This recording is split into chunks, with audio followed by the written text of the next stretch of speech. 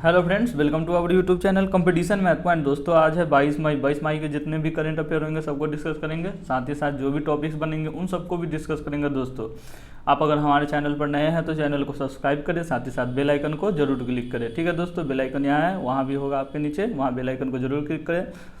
दोस्तों आपसे question video के अंत में एक क्वेश्चन पूछा जाता है करंट अफेयर का, जिसका आंसर आपको कमेंट करके बताना है। ठीक है दोस्तों, आप अगर हमें फॉलो करना चाहते हैं तो इंस्टाग्राम, ट्विटर, फेसबुक पर फॉलो भी कर सकते हैं, लिंक आपके डिस्क्रिप्शन बॉक्स में है। चलते हैं दोस्तों प्रश्न की ओर। क्या है हमारा,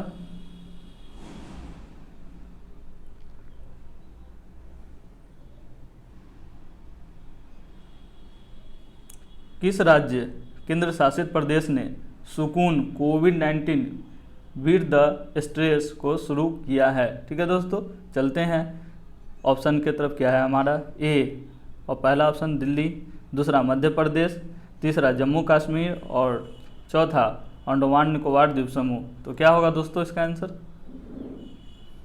तो दोस्तों जम्मू और कश्मीर में यह केंद्र प्रशासित प्रदेश ने सुकून कोविड-19 विद द स्ट्रेस शुरू किया है। ठीक है, लॉकडाउन के मनोवैज्ञानिक प्रभाव के बारे में जागरूकता बढ़ाने और दूर करने के लिए यह पहल को शुरू किया गया। ठीक है, इस पहल में डीडी यानी कि दूरदर्शन के चैनल जम्मू कश्मीर पर 9 बजे सुबह कार्यक्रम प्रसारित होगा। इसमें प्रख्यात डॉक्टर्स अपना ज्ञान साझा करेंगे। चलते हैं दोस्तों प्रश्न संख्या 2 की ओर। क्या है हमारा, देखते हैं।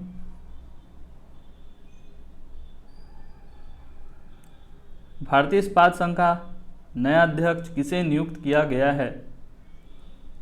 ठीक है दोस्तों, तो दोस्तों दिलीप उम्मेन जी जो है ऑप्शन ए, इन्हीं को भारतीय इस्पात का नया अध्यक्ष नियुक्त किया गया है। चलते हैं दोस्तों प्रश्न संख्या 3 की ओर। क्या है हमारा,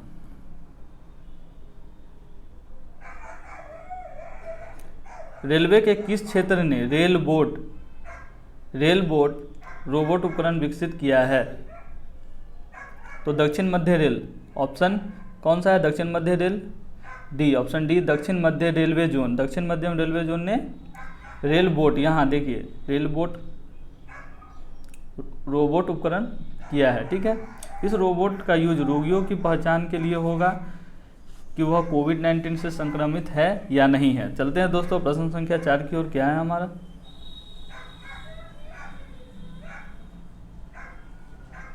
परीक्षा की तैयारी के लिए उम्मीदवारों की मदद करने के लिए राष्ट्रीय परीक्षण एजेंसी द्वारा विकसित ऐप का नाम क्या है। तो दोस्तों ऑप्शन बी भारतीय टेस्ट अभ्यास।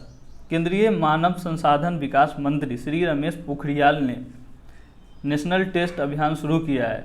इसे NTA द्वारा विकसित किया गया है, जो उम्मीदवारों को जेईई मेंस नीट के लिए मॉक टेस्ट देने के लिए सक्षम बनाता है। इन टेस्ट को विद्यार्थी डाउनलोड करके ऑफलाइन भी आसानी से तैयारी कर सकते हैं। चलते हैं दोस्तों प्रश्न संख्या 5 की ओर। क्या है हमारा, देखते हैं। विश्व स्वास्थ्य सभा के कार्यकारी बोर्ड के नए अध्यक्ष का नाम किसे दिया गया है, नामित किया गया है, कौन बनेंगे। ठीक है, तो ऑप्शन ए डॉक्टर हर्षवर्धन। ठीक है, ऑप्शन ए डॉक्टर हर्षवर्धन को बनाया गया है। वह जापान के डॉक्टर हिरोकी नुगटानी के पदभार संभालेंगे, जो वर्तमान में 34 सदस्यीय बोर्ड के अध्यक्ष हैं। चलते हैं दोस्तों प्रश्न संख्या 6 की ओर। क्या है हमारा,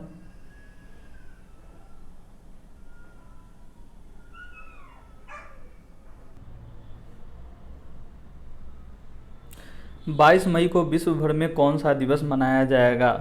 ये 22 मई को विश्व भर में कौन सा दिवस मनाया जाता है। ठीक है दोस्तों, तो ऑप्शन ए विश्व जैव विविधता दिवस। ठीक है, इस दिवस का मुख्य उद्देश्य है प्राकृतिक पर्यावरण पर संतुलन बनाए रखने में जैव विविधता के महत्व के बारे में लोगों को जागरूकता फैलाना। ठीक है, पर्यावरण के बारे में जानकारी भी देना तथा उनके बारे में जागरूकता भी फैलाना। चलते हैं दोस्तों प्रश्न संख्या 7 की ओर। क्या है हमारा, देखते हैं।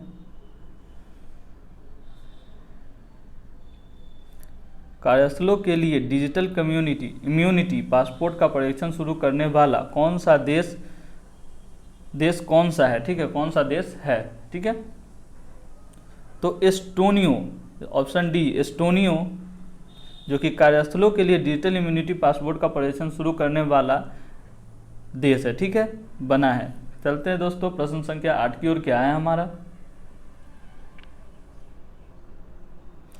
छोटे व्यवसायियों की मदद के लिए फेसबुक द्वारा शुरू किए गए ई कॉमर्स उद्यम का नाम क्या है? ई कॉमर्स उद्यम का नाम क्या है? तो शॉप्स, ऑप्शन सी शॉप्स इसका नाम रखा गया है। ठीक है दोस्तों, शॉप्स। यह सुविधा व्यवसायों की सहायता प्रदान करने के लिए मुफ्त में एफबी इंस्टा पर स्टोर फ्रंट स्थापित करने का अवसर देंगी। ठीक है, चलते हैं दोस्तों प्रश्न संख्या 9 की ओर। क्या है हमारा, देखते हैं।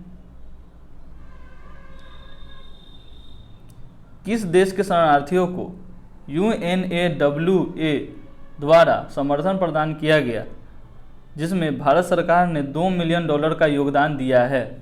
ठीक है, तो दोस्तों फिलिस्तीन को किस देश के शरणार्थियों को? तो फिलिस्तीन के शरणार्थियों को। ठीक है, शरणार्थियों को UNRWA द्वारा समर्थन प्रदान किया गया, जिसमें भारत सरकार ने $2 मिलियन का योगदान दिया है, $2 मिलियन का योगदान दिया है। चलते हैं दोस्तों प्रश्न संख्या 10 की ओर। बहुत अच्छा प्रश्न है, देखते हैं। किस भारतीय रेलवे कारखाने ने सबसे शक्तिशाली स्वदेश निर्मित लोकोमोटिव का निर्माण किया है? ठीक है, तो मधेपुरा इलेक्ट्रिक लोको फैक्ट्री ने शक्तिशाली स्वदेश निर्मित लोकोमोटिव का निर्माण किया है।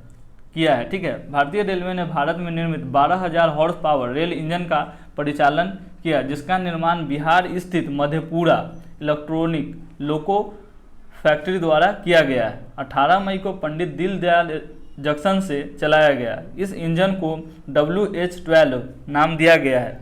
इसके साथ भारत दुनिया का 6वां ऐसा देश बन गया है जिसने इतनी हॉर्स पावर की इंजन खुद तैयार की है। ठीक है दोस्तों, चलते हैं प्रश्न संख्या 11 की ओर। क्या है हमारा, देख लेते हैं।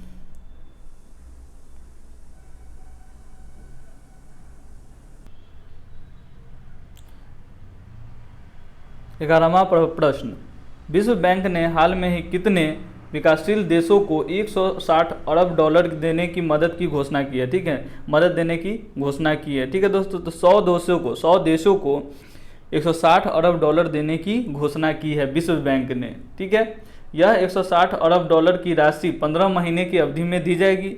इस राशि से देशों को वैश्विक संकट से उबरने को मदद मिलेगी। चलते हैं दोस्तों 12 नंबर प्रश्न पर। क्या है हमारा,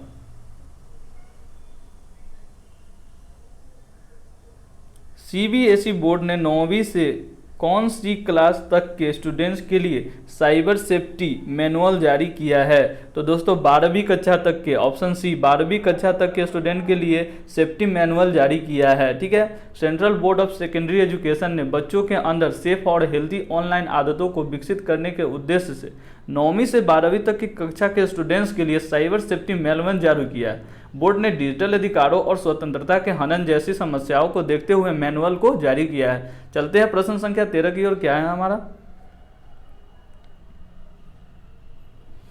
भारतीय वायुसेना ने कितने करोड़ रुपए की 3 बड़ी अधिग्रहण परियोजनाओं को रोकने का फैसला किया है? 13वां प्रश्न है हमारा। तो दोस्तों 8,000 करोड़ रुपए के, ठीक है, 8,000 करोड़ रुपए की 3 बड़ी अधिग्रहण परियोजनाओं को रोकने का फैसला लिया है। ठीक है, क्योंकि सरकार ने स्वदेशीकरण को बढ़ावा देने का अनुरोध किया है। इसके साथ ट्रेनर विमान खरीदने की योजना थी, लेकिन अब उसे रोक लगा दी गई है। ठीक है दोस्तों, चलते हैं प्रश्न संख्या 14 की ओर। क्या है हमारा,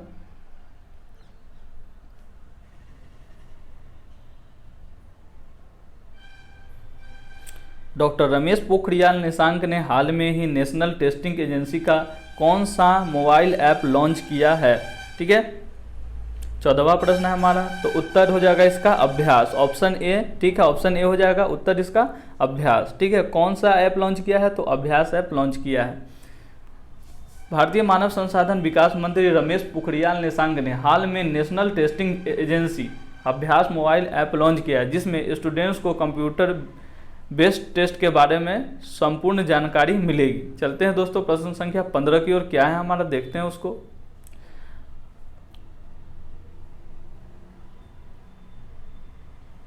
भारतीय रेलवे ने श्रमिक ट्रेनों के अतिरिक्त 1 जून से प्रतिदिन कितनी नॉन एसी ट्रेनें चलाने की घोषणा की है।